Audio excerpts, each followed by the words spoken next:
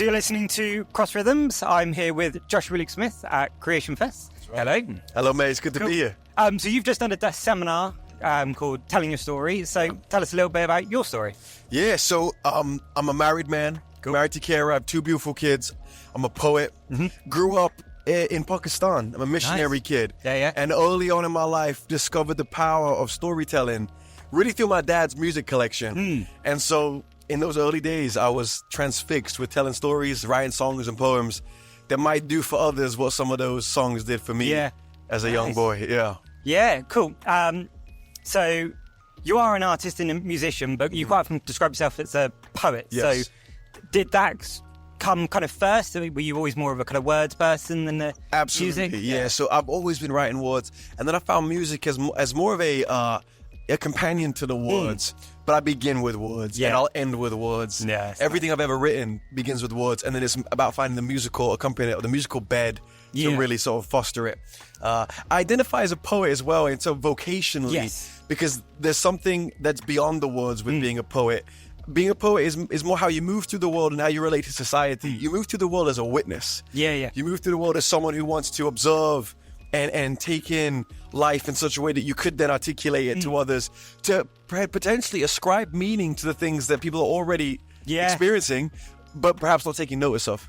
So we're at Creation Fest, which is the Christian festival. And you're obviously Christian. Can you tell us a little bit about your faith journey? And so grew up in the mission field, grew up in a family that, loved Jesus, and Christianity, the faith was huge part of our household. But like for everyone, I think, I had to go on that journey myself. And so that looked like at least being indifferent about it for a while. Not rejecting it entirely, but not knowing how deeply it related to my life. And then probably my late teens, early 20s, I began to realize that this wasn't just about believing something. It was more about who you became. Like so much of following Jesus is about becoming like Jesus rather than just listening to him. It's a transformational experience. And I began that and am still on that journey, and realized that Jesus reveals who God is, which means he reveals the very nature of being. But he also really reveals what it means to be human. And a faith that integrates me into my own life, that I don't have to check my life at the door when I walk into church. I can bring the entirety of my experience, is an incredible, baffling, bewildering, but hopeful experience. Nice. And so as part of your kind of journey as both an artist and Christian, you've also done various projects, of which one is called Author No More. Can you tell us a bit about how that kind of got started and what that is as a group? I mean, Author No More is a community, it's a record label. It's the hope that we can encourage artists to express their truest, most authentic self through their work without losing their core identity as being a beloved child of God. And often when we go into the arts or we go into anything where people clap for us and you get praise, you begin wavering from that strong identity of God's love defining you. And so Author No More is a creative community that's rooted in that. And again, still on that journey. Like Jesus said in John 14, I will not leave you as an orphan. And he said, I will come to you. And so there's something about the very nature of how we move through the world, not being as someone who believes they're alone or that they're looking for love outside of what they already have. Nice. And so one of your other projects is something you call the Writers Club. The Writers Club, yeah. Tell us a little bit about that. Yeah, I mean, I've created an experience that I've longed to be a part of. Writing can be a very solitary, lonely experience. So the Writers Club exists for people to become empowered and accountable in their writing. So they find community. We go through 10 weeks of the philosophical and practical truths to writing that I've discovered over the last, 20 years. Wow, And I love it. I do it a few times a year. We're starting it again in September. It's sold out then, but I'll potentially run it again next year. Cool. And you've taken that into prisons as well. Tell us a little bit about that. So we call that project the Psalmist, and the idea is David wrote so many of his incredible psalms in the wake of doing incredibly terrible things. And thousands of years on, we're still reading them and being formed by them. And so my belief is that these men in prison, they need a creative expression to tell their own story, but not only to make sense of their emotions, to actually help us understand more of what we're experiencing. That's what poetry does. So I go in there and I use the Psalms to help unlock some of their story. And I find some of the most incredible, tender, reflective writers as a result. Yeah. Oh, amazing. And so a kind of theme that you've been seemingly wrestling with for a little while, you kind of, a little bit of the inspiration behind your kind of book, and something you kind of this year started with daily email at the beginning of the year, and now kind of a more kind of weekly, monthly stuff now, is this kind of idea of kind of, this is the main event, this is kind of the life you want is hidden in the one you're living. Tell us a little bit about that and how you kind of came to that. Yeah, I mean, this is a phrase I've been using for years. Yeah.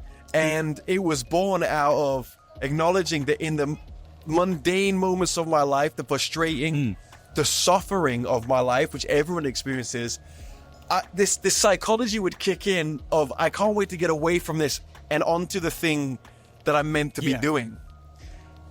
And that's just a fallacy. It's just not true. This is it. This is life in all of its glory, both washing the dishes and sitting in the hospital ward. This is it. Yeah. This is the main event. This isn't the warm-up to the life. This is it. So all the things that we desire, that we think are over there, fulfillment, joy, satisfaction, the idea is, could they be found now? Could you find them here and now? And the teachings of Jesus reveal that. Yeah. Go the narrow path. Pick up your cross. Embrace the life you have, especially in its suffering, especially in its kind of futile nature, and find deep and lasting fulfillment. The kingdom of heaven is within. So anyway, I've been using that phrase for a long time, and then I'd share it with my friends, and they really resonated with it. And then I once shared a post on social media, and so many people resonated with it. So I've been writing about it and exploring the themes, and hopefully being a service to people to find the life they long for hidden in the life that they have. Amazing. So just for the listeners, what's your kind of advice on that for those that are either kind of Christians that have kind of gone a bit numb and just think, okay, it'll be better in heaven, or kind of those that maybe don't have a faith and kind of don't see a particular hope in this life? Totally. How would you say they can find that sort of mentality? There's a practice of what I like to call listening to your life. So we begin by, for me, it would be physically writing something down, which I would encourage everyone to do. If that's difficult, you can always use the dictaphone, on your phone, and begin making a daily practice of writing or speaking. Record the life you're living. So at the beginning of each day, I will write a psalm, I'll give you a really quick practice now. I'll write a psalm of a lament, which is a how long, O God? And if you're not a Christian, it might just be acknowledging where there's suffering in your life. I'll write a psalm of confession, which just has mercy, have mercy, O God, which is acknowledging where you have contributed to the suffering. And then I'll write a psalm of ascent, which is lift my eyes, O God. Which again, if you're not a Christian, I mean, this is just, where is the goodness in your life? And so that psalm will begin with lift my eyes. I find doing that every day as a practice begins embedding me in the life I have. I can acknowledge my suffering. I'm not running from it. I can acknowledge where I'm adding to my suffering. I'm not running from it. And I can acknowledge where there is goodness in my life. I'm not ignoring it. And over time, you begin to pay better attention to your life. You stop thinking about what is going to come, and you start celebrating what is. And not only celebrating what is, but dealing with what is, healing what is. So there's so much I can say, but just for the time we have, I'd give that as a practice. Oh, amazing. Just one last question to finish it off. One of your most recent releases, Love It All, you've kind of semi-dedicated it to your wife, and from what I've seen on your posts, she's kind of slightly the inspiration behind it. So tell us a little bit about the story behind that song. Yeah, mate, these are great questions. You've done your research. Yeah, so my wife gave birth in 2020, and she just said this phrase after, a month or two after having given birth, where she said, I'm learning to love my body again. And, a woman goes through pregnancy and their whole life changes. And I remember thinking, man, there's something in that for me, for everyone. Jesus says, love your neighbor as you love yourself. So I started singing this song, can you love every inch of your body? And for her. And then I realized I needed it. I needed that question. Like, can you love everything? Because God does. Psalm 139, I'm fearfully and wonderfully made. Precious are your thoughts about me, O God. So it began as like a little household mantra, and it's become something that a lot of other people have taken hold of. There's a charity I partnered with called Wigs for Heroes, a woman who went through cancer, founded the charity to bring dignity and beauty to women that have gone through hair loss and surgery. And as a charity, they've really embraced the song as an anthem, which is very humbling, and I'm really grateful for. Oh, cool. Well, I would love to have chat with you for much longer, but obviously I'll leave you to it now. I appreciate it. Thank you for your time. Cool.